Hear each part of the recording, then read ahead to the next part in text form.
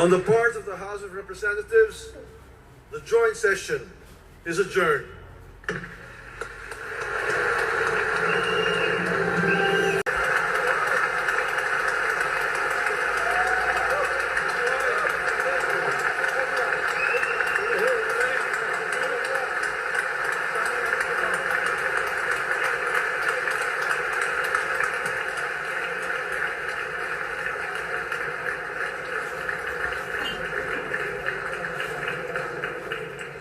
Dahil sa kompetisyon. Ang Department of Trade and Industry ay nakikipag-usap sa mga interesadong manufacturer ng generic drugs na papasok sa ating bansa. Inuutusan ko naman ang Philippine Competition Commission na pantay-pantay dapat at walang kartel sa hanay ng mga pharmaceutical companies.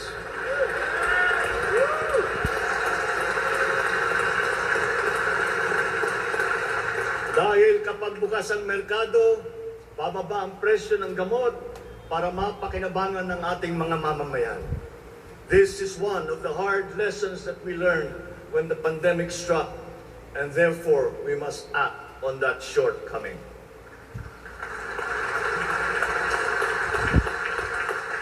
In the educational sector, I believe it is time for our children to return to full face-to-face classes once again.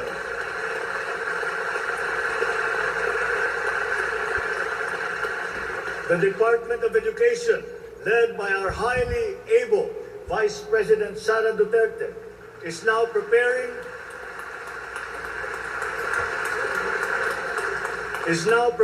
for its implementation in the upcoming school year, with utmost consideration for the safety of students as we are still in the middle of the COVID-19 pandemic.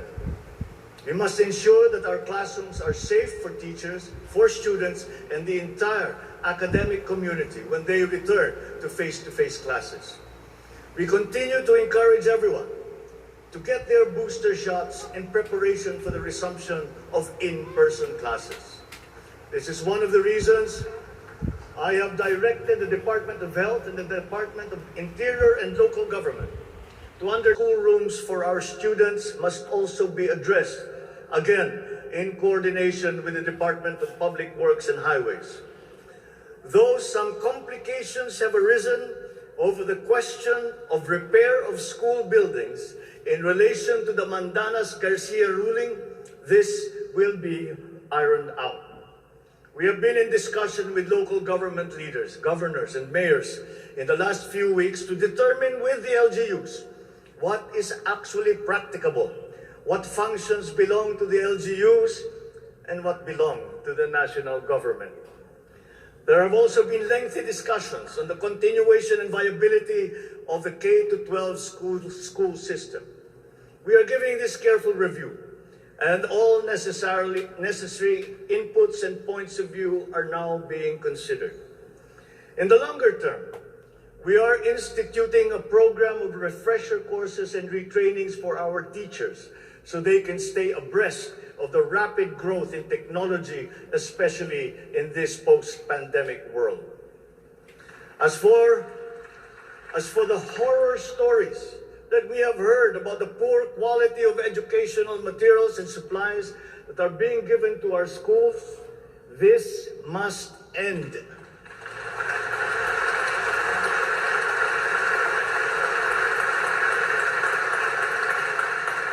Our children must always be equipped with the best that we can provide. Ang edukasyon ay ang tangi nating pamana sa ating mga anak na hindi mawawaldas.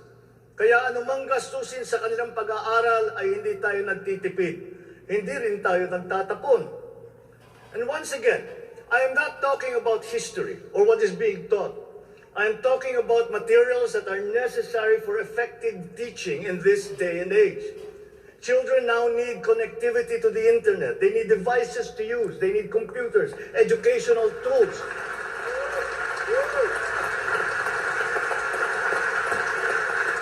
So that they might participate fully in the digital community here and abroad. We must do better in the international rankings, especially when it comes to the so-called STEM subjects: science, technology, engineering, and mathematics. These skills, this knowledge, are necessary for our young people to be able to compete in a highly technological and competitive world. The raw talent is there in our young people. It is up to our educational system to develop and to refine that great pool of talent.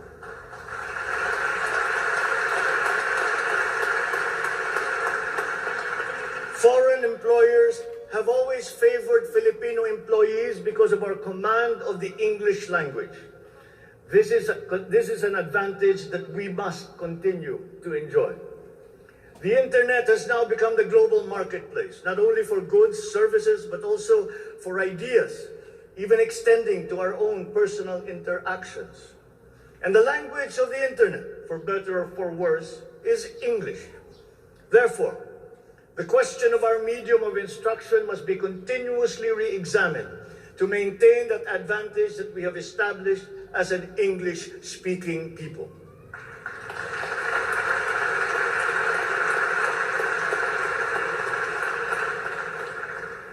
On a related subject, we are entering an age of exponential adoption of technology. It is the fourth industrial revolution. This will be characterized by the infusion of technology into almost every must. Investment in science and technology is imperative to enable us to have accurate weather forecasts and on-time disaster alerts. Studies show that already now, many areas in the Philippines are at high risk from the rise in sea levels brought about by the increase in global temperature. We must adapt to this phenomenon with disaster-proof planning for our communities.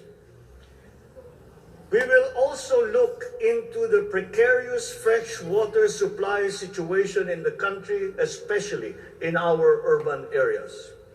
Many of our water supply systems date back to the 1950s, and they must now be rehabilitated and improved. I've instructed the DNR together with the DPWH to explore possible partnerships with the private sector to address this crucial situation. The Philippines has excellent laws on the environment, but we have to guarantee that these laws are properly enforced. And this will require a great deal of coordination and cooperation between concerned government agencies and private stakeholders. Companies who exploit our natural resources must follow the law. We all have the responsibility to preserve this earth, for we are but custodians, and we will pass on this great treasure to future generations.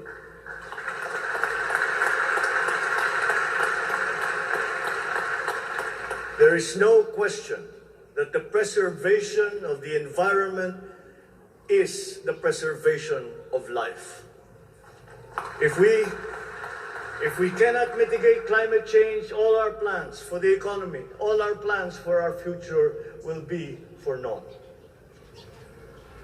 Bawat Pilipino sa ibayong dagat na nagsasakripisyong lisanin ang kanyang pamilya sa Pilipinas upang maghanap buhay ay nararapat lamang magkaroon ng pamahalaang matatawag nilang tahanan habang nasa ibang bayan.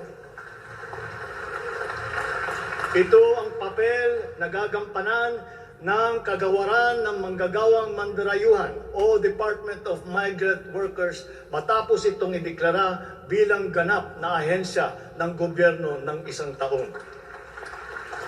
Ang kagawarang ito ang magsisilbing kanlungan ng ating mga kababayan sa gitna ng mundong walang kasiguruhan at mahigpit na kompetisyon. Ito ang maglalatag sa kanila ng mga oportunidad. Titiyak na ang kanilang mga hanap buhay ay tugma sa kanilang mga kasanayan. Maninigurong akma ang sahod at maayos ang kalagayan sa kanilang mga kumpanya at mga ngalaga sa kanilang mga pamilya habang sila ay nasa malayo. Gagawin natin ito sa pamamagitan ng pag-aalis ng red tape sa sistema ng pagsusulong ng digital empowerment. We shall automate the verification of contracts and issue secure overseas employment certifications that you can keep on your smartphone. I call on the Department of Migrant Workers and the DICT to make this a top priority. Tinatawagan ko rin ang Department of Foreign Affairs na makipagtulungan sa Department of Migrant Workers na tiyakin ang lahat ng mga diplomatic post ay tutulong na agarang maibalik sa trabaho ang mga ating mga overseas Filipino workers na nawalan ng hanap buhay nitong nakalipas na ilang taon.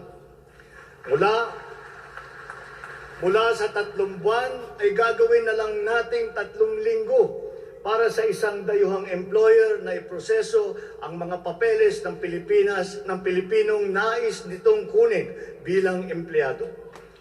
Aatasan din natin ang kagawaran ng gawing simple ang komplikadong handbook ng mga tuntunin at regulasyon para sa mga OFW.